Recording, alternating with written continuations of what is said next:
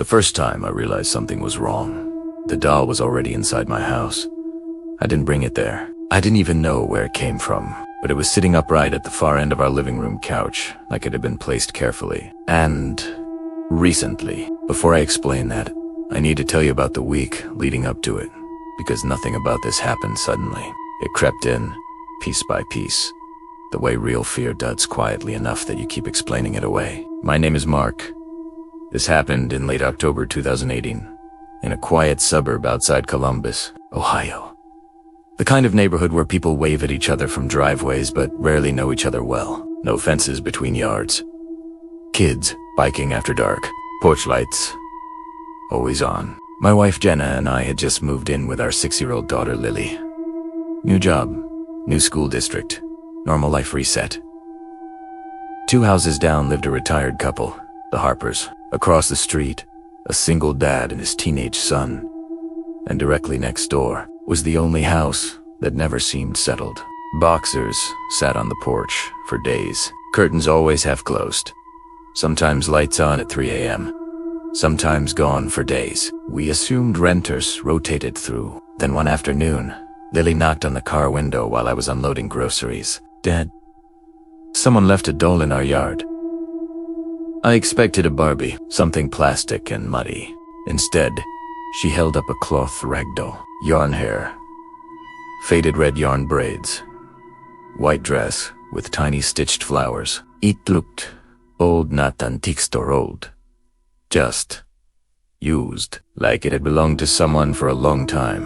"Probably blue from next door," I said. We set it on the porch railing in case a neighbor came looking. No one did. That night, after Lily went to bed, Jenna moved it from the railing to a small chair beside the door because she didn't want it getting rained on. The next morning, it was gone. We figured a kid grabbed it. End of story. But 3 days later, it came back. This time, on the hood of my car, perfectly centered, facing the windshield. I remember pausing halfway out the door. It wasn't the doll itself that bothered me. It was placement. Whoever put it there did it carefully, intentionally, like they wanted me to notice. I picked it up and knocked on the neighbor's door for the first time. A man answered, mid-40s maybe. Thin, tired eyes, but polite voice. I held up the doll. "Is this yours?" He looked at it longer than normal people look at things. Then said, "No. But she keeps coming back, doesn't she?" I laughed awkwardly. "Yeah. Weird coincidence." He didn't laugh, just nodded slowly and closed the door. I remember standing there thinking maybe he meant it as a joke. People are odd, new neighbors, whatever. We put the doll in the garage trash bin. 2 nights later, Lily woke us up at 2:11 a.m. "Mom, the girl is in my room." That sentence alone still sticks in my chest. We rushed in expecting a nightmare. The doll was sitting on Lily's desk chair facing her bed. Garage door had been locked. We checked immediately. Still locked. Jenna was shaking now. I told her it had to be Lily sleepwalking or me forgetting something, but neither explanation worked once we checked the security camera over the driveway.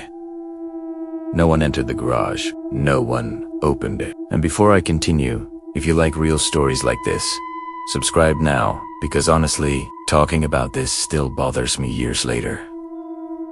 We removed the doll again. This time I drove it to a gas station trash can 3 blocks away before work. That afternoon, I received my first uneasy feeling that this wasn't random. Our across the street neighbor texted, "Hey man, is this yours?" Picture attached. The doll sitting on his mailbox, facing our house. I didn't reply for a long time because my brain was still trying to protect itself. There had to be a prank. Kids.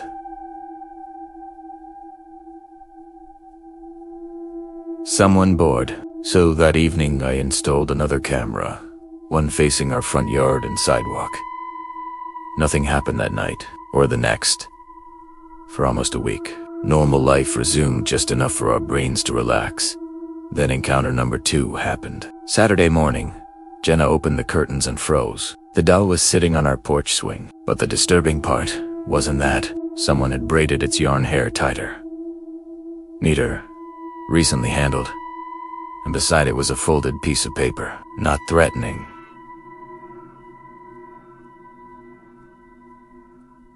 Not dramatic, just written in blue ink.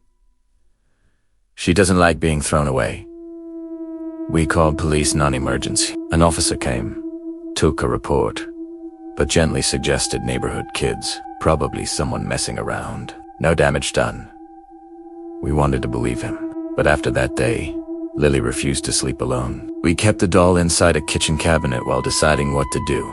Not because we cared about the doll, because I wanted to catch whoever was entering our property. That night, around 1:34 a.m., the motion alert pinged my phone. I opened the live camera feed expecting a raccoon. A man stood on our porch. "There, neighbor," the same man who told me, "She keeps coming back." He wasn't knocking. He was staring at the door, not moving, just standing there. For 9 minutes, then he walked back home, empty-handed. I checked the cabinet immediately. The doll was gone. Maintained the exact same characters, appearances, clothing, hairstyles, ages, and facial features as part 1. Mark, Jenna, Lily, and the neighbor must look identical with no redesign or variation. The ragdoll must remain exactly the same fabric face, button eyes, red yarn braids, and white floral dress. The house, rooms, furniture layout, staircase position, bedroom placement, yard, porch, and neighborhood must remain unchanged. Keep the same dark cinematic lighting style and atmosphere. No new character designs. No outfit changes. No location changes. Strict visual continuity from part 1. No forced entry. Doors locked. Back door unlocked. I knew I locked it. That was the first time the fear turned physical, like cold water poured down my spine. Police came again. This time they spoke to him. He denied everything calmly, said he was sleepwalking. Claimed he sometimes woke outside and didn't remember. No evidence he entered. No charges. We bought additional locks the next day. Encounter 3 came 3 nights later. Soft knocking, not on the front door. On Lily's bedroom window, second floor. I climbed the stairs faster than I ever have in my life. By the time I reached her room, knocking stopped, but outside, tied carefully to the branch near her window, was the doll hanging by its arm. No ladder marks, no footprints in the wet soil below. Only one thing out of place. Our backyard gate, open. After that, police finally warned him to stay off our property. He apologized politely. Too politely. For a week, nothing happened. Then normal life tried to return again. School mornings. Work deadlines. Grocery runs, which made Encounter for worse because it happened in daylight. Jenna was folding laundry when she heard the dryer stop early. She opened Italiano. The doll was inside, warm from it, wrapped in Lily's t-shirt. She called me crying, but trying not to scare Lily. That was the moment denial finally died. Someone had entered while she was home. Police searched his house with consent. No doll found, but they noted something unsettling: multiple photographs of our house from different angles, taken from outside, technically legal. He claimed he liked architecture. We started staying at my brother's house, temporarily. 2 days passed peacefully. Then Encounter 5 followed us. My brother lived 15 minutes away. At 6:20 a.m., he opened his front door for work. The doll sat on his welcome mat. He didn't know what it meant. Police arrested the neighbor briefly for harassment, but released him insufficient proof. He delivered it there. We returned home only after installing alarm sensors on every door and window. For a while, nothing, until Encounter 6. The one that changed everything. One night I woke up to a faint metallic tapping downstairs. I checked the phone app. Back door sensor open. Alarm hadn't triggered because someone entered before I armed it. While we were asleep upstairs, I grabbed a bat from the closet and went down. Kitchen light on. The doll sitting at the table, and a chair pulled out across from it. Bathroom door closed. I opened it. No one inside. but the window above the toilet was unlocked, the kind that barely opens. Impossible for an adult to fit through, yet cold air poured in. We moved out the next day. The final encounter happened after we listed the house for sale. I returned alone to grab mail, inside the empty living room, on the exact couch where I first saw it. The Doligen Bat, Tistam beneath it. Another note. Not threatening, not angry, just written carefully. She only sits where she feels welcomed. We never saw the neighbor again after we left. The house sold months later.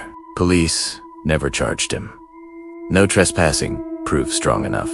But a year later, our old across-the-street neighbor contacted me. The new owners found a crawl-space access inside the attic insulation.